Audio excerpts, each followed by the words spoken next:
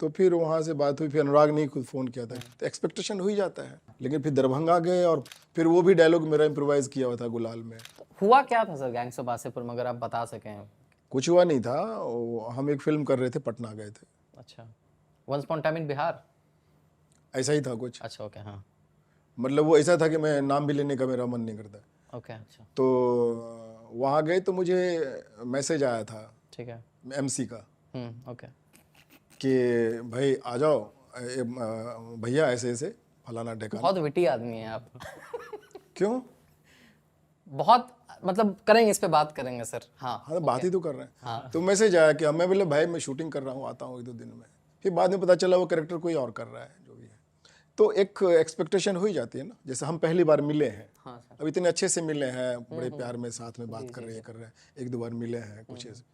तो हम रोड पे भी मिलेंगे तो एक तो होगा ना कि अरे पंकज भाई, अरे क्या हाल है भाई, ये है, इतना तो हो ही जाता है। तो एक्सपेक्टेशन हो ही जाता है। और मैं उतना शायद दुनिया को नहीं समझा होगा, तो इसलिए अपेक्षाएं होगी।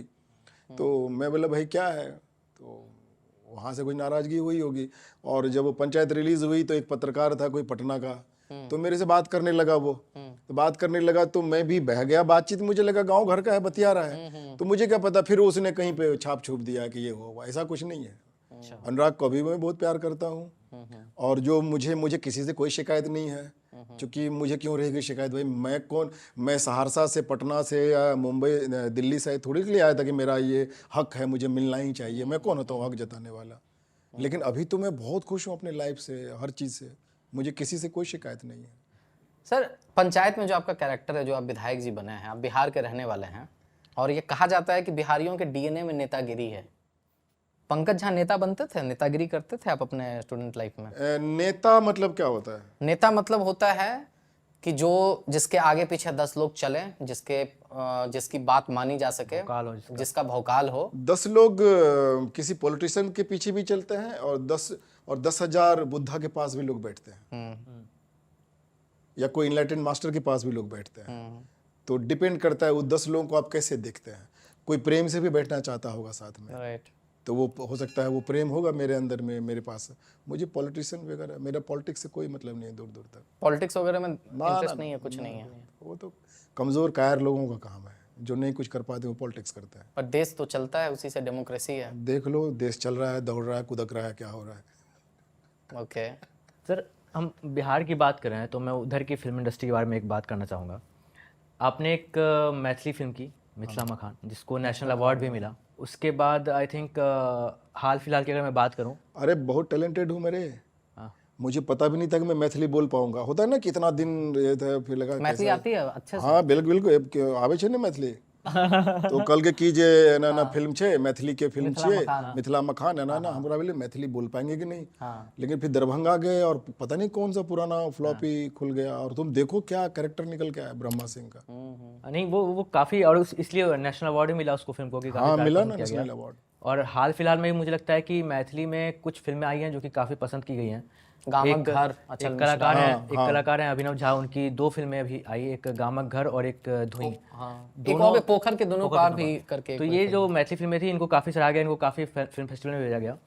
बट कहीं ना कहीं मैथिली फिल्म इंडस्ट्री को कॉमर्शियली वो सक्सेस नहीं मिली, या वो पहचान नहीं मिली जो लेट्स से पंजाबी इंडस्ट्री या मराठी इंडस्ट्री, इन सब इंडस्ट्रीज़ को मिली। इसका क्या रीज़न है, और क्यों है कि मैथिली फिल्म उतना पॉपुलर नहीं हो पाया है अभी भी? वो इसलिए है कि मैथिल जो होता है ना, बुद्धिजीवी वर्ग होता है। वो बुद्धिजीवी वर्ग इकट्ठे नहीं होते हैं।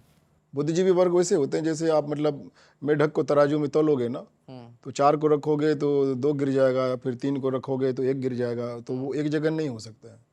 तो वो यूनिटी नहीं है, इसलिए नहीं है। और उन्होंने जो मिथिला में, हम लोग को याद है कि सिनेमा नोमा को गलत ही समझा जाता अभी भी समझा जाता है गलत। तो वो कहाँ से वो सक्सेस हो पाएगा। सर, यूनिटी की जो बात की आपने, और दूसरा कि बहुत कम सुंदर चीज़ें लोग बनाने, जैसे वो गामक घर अच्छी फिल्म है। मिथिला मखाना में भी मुझे बहुत जगह आपत्तिजनक मुझे लगा था, जो मैंने बोला भी था। बहुत प्रखर रूप से बोलते हैं सर, आप बोलते हैं कि हीरो हीरोइन का जो कॉन्सेप्ट है वो मिथिला का है ही नहीं, कल्चर ही नहीं है। ऐसे मिथिला में कोई हीरोइन का बहुत ही सटल प्रेम होता है जो इस तरह से, तो वहाँ मेरा विरोध था। मैं ऐसे ही हूँ, तो मुझे मैं जैसा हूँ वैसा तो रहूँ यार।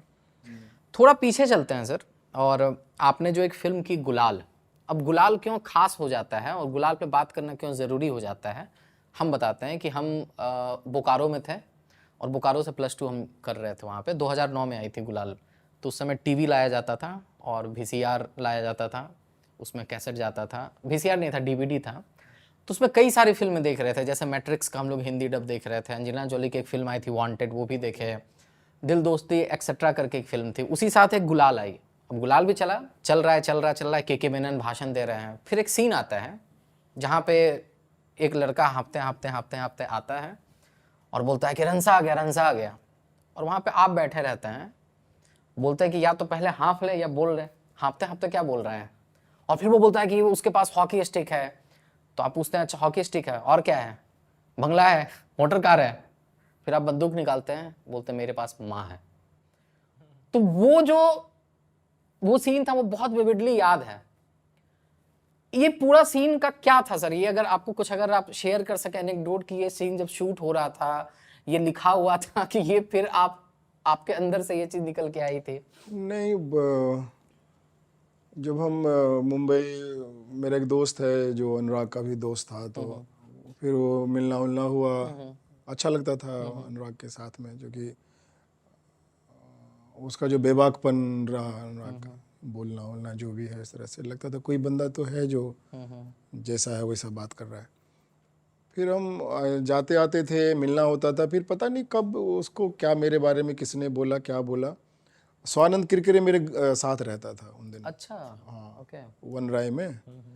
तो स्वानंद उन दिनों सुधीर मिश्रा जी को वो असिस्ट कर रहा था, हजारों ख्वाहिशें ऐसी। तो उसमें मुझे एक रोल मिला था, वो देखना कभी, वो बहुत ही सुंदर काम है। हाँ देखें। तो भोपाल में शूटिंग हुई थी। उसके बाद फिर उन्होंने चमेली के लिए सुधीर जी ने बुलाया, तो फिर मुझे अनुराग मिला, बोला कि जहाँ साहब आपका हम फोटो लेके घूम रहे हैं, ऐसे देखिए। अनुराग कश्यप बोल रहा। अच्छा, वैसे करके जो भी है। तो फिर वहाँ से बात हुई। फिर अनुराग ने खुद फ़ोन किया था कि एक गुलाल के लिए कि जहाँ साहब एक रोल मेन विलेन का करेंगे, ऐसे करके जो भी। चूँकि देखा होगा कि गुलाल में एक मैं ही हूँ जो सबका क्लास लिया हूँ।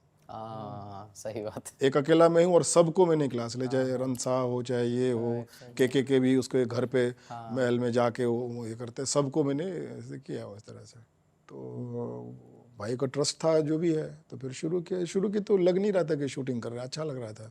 लग रहा था अपना घर वर जैसा ही है, माहौल है, वो अपनापन, वो कुछ भी प्लास्टिक नहीं था, बहुत ही ऑर्गेनिक था सब कुछ। अनुराग के साथ के भी जो लोग थे, हाँ, वो सीन के लिए अनुराग बहुत ये था कि मतलब एक्साइटेड, हाँ ऐसे करेंगे, जहाँ साहब वैसे ये सीन करना है।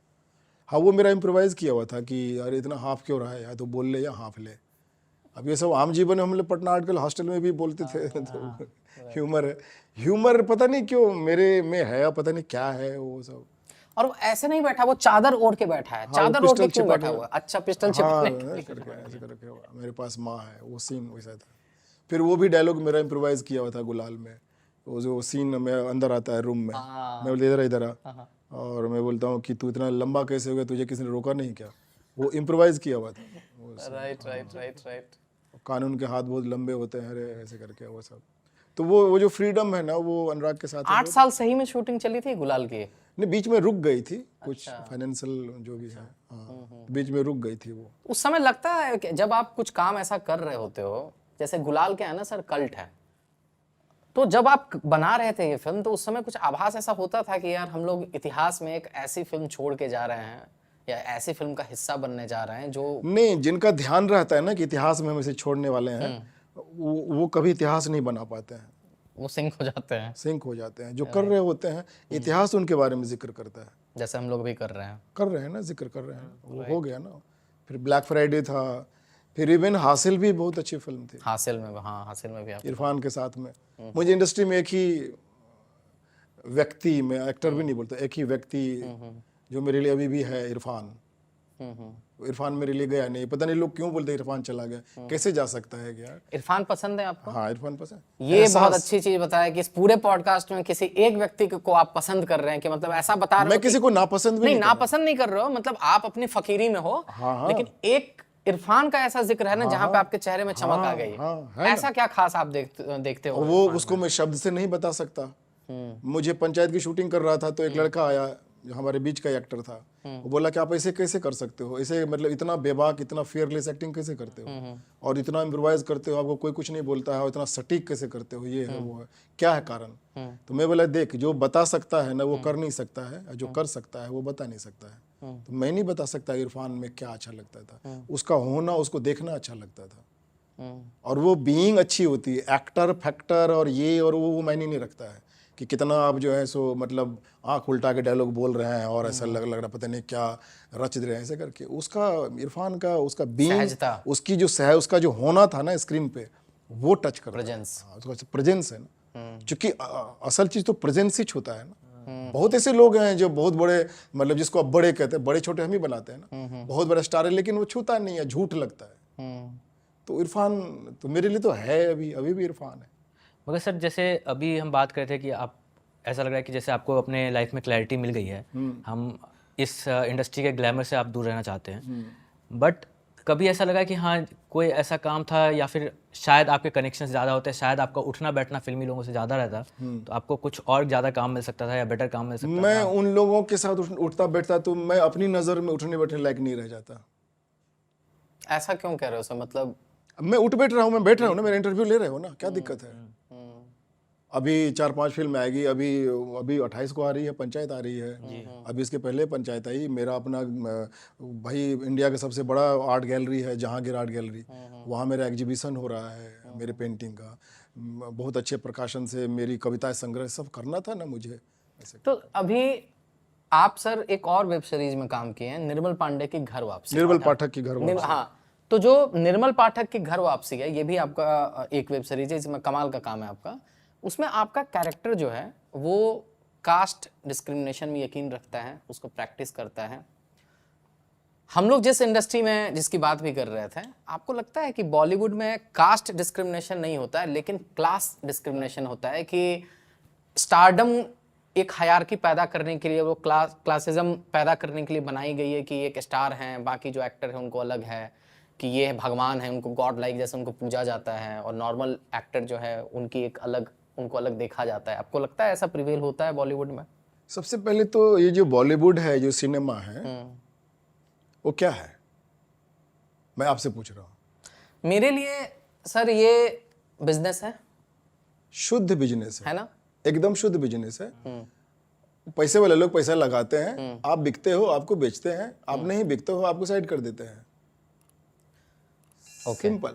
आप फिर वो टेढ़ा मेढ़ा होके और ऐसे ऐसे करके करते रहो, वो अलग चीज है, वो अलग जोन है। उस टेढ़े मेढ़े होने में आपका कितना खुद का एज ए ह्यूमन हानि हो रहा है, वो तो आपको देखना पड़ेगा। बाकी तो बिजनेस है, तो वो क्लास उलास कुछ नहीं होता। नहीं सर, हम मतलब कौन कितना बिकता है, मुझे लग रहा है ये है कि कौन कितना बिकता है उसके बेस पे हम उसका क्लास बना देते हैं कि हाँ जो जितना अपने आप को बेचेगा ना, वो उतना बिकेगा। बेचेगा मतलब कैसे, क्या? अपनी आत्मा को जितना बेचेगा। ओके। क्योंकि एक आदमी तो आपके साथ में है, आप खुद, आपको तो जवाब देना पड़ेगा आपके बारे में। आपको लगता है कि आत्मा बेचते हैं लोग स्टार बनने अरे, के लिए? हेलो, कुछ बिना नाम लिए अगर कोई इंसिडेंट आप बता सके। आत्मा ही बेचते हैं, जैसे? आत्मा ही बेचते हैं, आत्मा ही बेचते हैं। खुशबू और होती है आत्मान लोगों की, ओके।